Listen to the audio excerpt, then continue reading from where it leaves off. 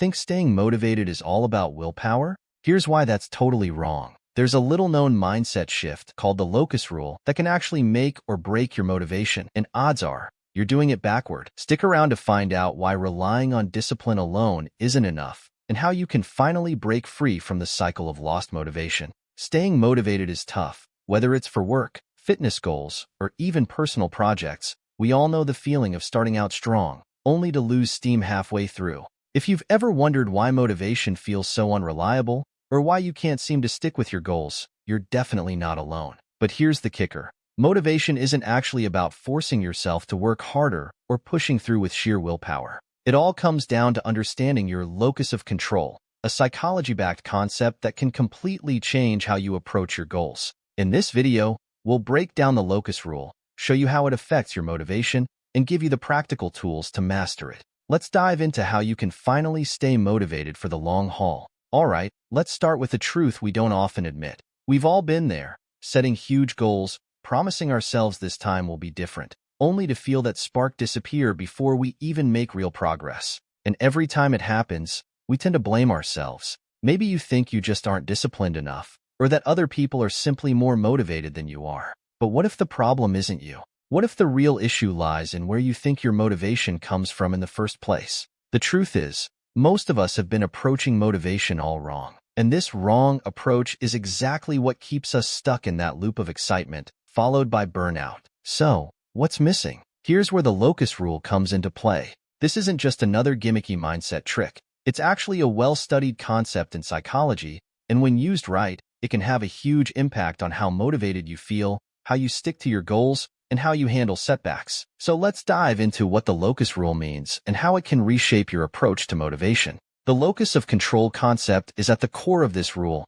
and understanding it isn't just a theoretical exercise. It can change the way you see the world and your role in it. Think of the locus of control like a spectrum that influences how we view everything from success to failure, from progress to setbacks. On one end of this spectrum, there's the internal locus of control. People with an internal locus feel that they're responsible for their own lives and outcomes. They think that their actions, decisions, and efforts drive the results they get. If someone with an internal locus fails an exam, for example, they're more likely to think, I didn't study enough, or I need to work on my time management. This perspective is powerful because it's rooted in accountability.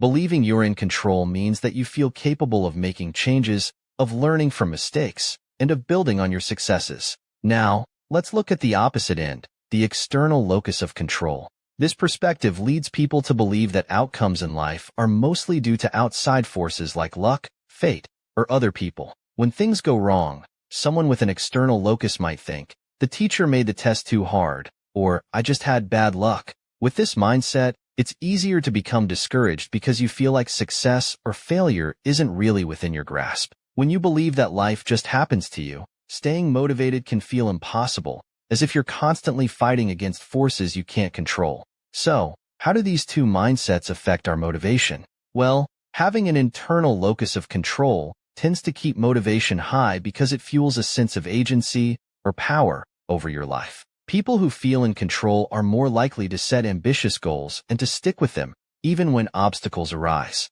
If you believe that your actions directly influence your results, you're more inclined to keep pushing forward. On the other hand, if you have an external locus, it's much easier to feel defeated by circumstances. You're more likely to see a setback as proof that things will always be hard or unfair, and that attitude can drain your motivation fast. Here's where it gets a little more nuanced. While having an internal locus is often better for motivation, you don't want to rely on it exclusively. Imagine if you took on personal responsibility for every single outcome, even things that were genuinely out of your control. Over time, this could lead to burnout, stress, and frustration. For instance, say you're working on a big project, and halfway through, there's a sudden shift in the market or a global event impacts your field. These external factors are out of your hands. But if you have an overly strong internal locus, you might still blame yourself or push yourself to extreme levels trying to fix it. The balance of locus. So, what's the answer? It's about finding a balance. The most motivated and resilient people don't live solely on one end of the locus spectrum. They're able to shift perspectives as situations require. This is what we're calling the Locus Rule. and it involves training yourself to adapt your mindset depending on what's happening around you. Think of it like being a good driver. Sometimes, you need to take the wheel firmly and steer, and other times, you need to ease up and go with the flow of traffic. The trick is knowing when to rely on an internal approach and when it's best to lean on an external perspective. Let's explore how to do that. One of the best ways to get into this balanced mindset is to set clear, controllable goals. This is key because motivation thrives when we feel we're making real progress. Instead of focusing on results, like getting a promotion, which may depend on many factors outside your control, focus on actions that are directly within your influence. For example, you could set a goal to enhance your skills by completing a training course, working with a mentor, or taking on challenging projects. These types of goals are actionable, and when you reach them, you'll feel motivated by the visible progress you're making. As you continue hitting these smaller, controllable goals, it creates a momentum effect, which can keep your motivation levels high and steady. Setting SMART goals with Locus in mind. Let's take it a step further with SMART goals. Goals that are specific, measurable, achievable, relevant, and time-bound. A SMART goal that's within your control might be something like, I'll complete 3 skill-building courses within the next month. Notice how this goal is very different from saying, I'll become the top performer at work. The first one is within your control, while the second depends on others' evaluations or even company factors. The more you focus on what's within your reach, the more you feel in control, which boosts motivation because you're able to measure and celebrate each milestone. Having a contingency plan, if-then planning, but life is unpredictable, right? And this is where the external perspective can be helpful. Even with the best plans, things can go sideways. This is where if-then planning can keep you motivated even when external factors threaten to throw you off course. With if-then planning, you set up a backup response for common challenges or obstacles. For instance, if I can't go to the gym because of work, then I'll do a 20-minute home workout. Or, if my project deadline is delayed by factors outside my control, then I'll focus on skill building in the meantime. By planning for situations where you have limited control, you're more adaptable and less likely to feel discouraged when things don't go exactly as planned. Developing a growth mindset. Another powerful way to apply the Locus Rule is by building a growth mindset, a belief that you can improve and adapt over time. When you have a growth mindset, you understand that setbacks aren't failures, they're opportunities to learn. And this mindset complements an internal locus of control perfectly.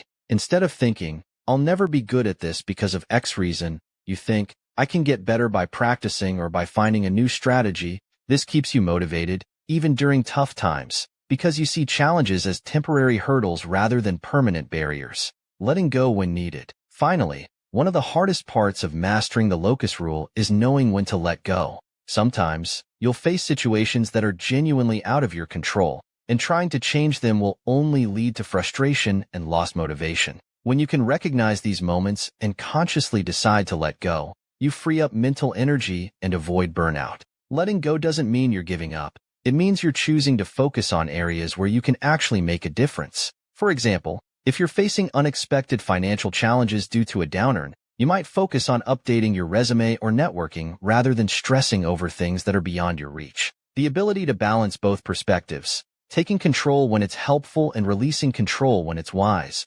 creates a dynamic, resilient form of motivation that can carry you through almost any situation. So, how do you actually put the Locus Rule into practice in a way that feels natural and impactful? The key is to start with small, intentional actions that reinforce your sense of control and build up your motivation bit by bit. Rather than relying on huge, sweeping changes, focus on creating simple, consistent habits that reflect an internal locus of control. For example, if you're trying to stay motivated to study for an upcoming exam, set a specific, manageable goal, like studying for just 25 minutes a day.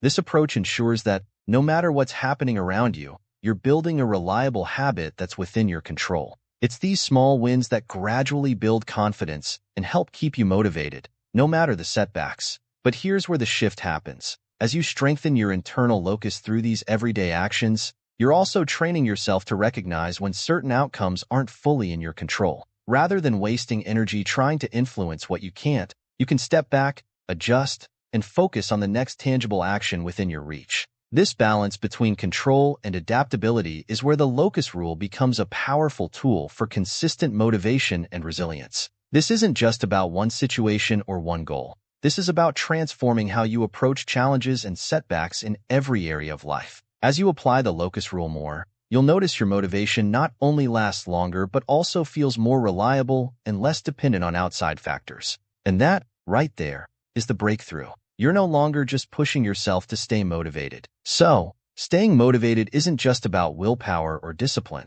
It's about understanding where your sense of control comes from. By shifting your perspective and applying the locus rule, you're setting yourself up for motivation that actually lasts. When you focus on what you can control and let go of the rest, you'll find that staying motivated feels more natural, even in tough moments. This simple mindset shift can help you handle setbacks better, set realistic goals, and find motivation from within. It's not about pushing harder. It's about working smarter and with more clarity. And with this approach, you can make meaningful, lasting progress on the things that matter to you.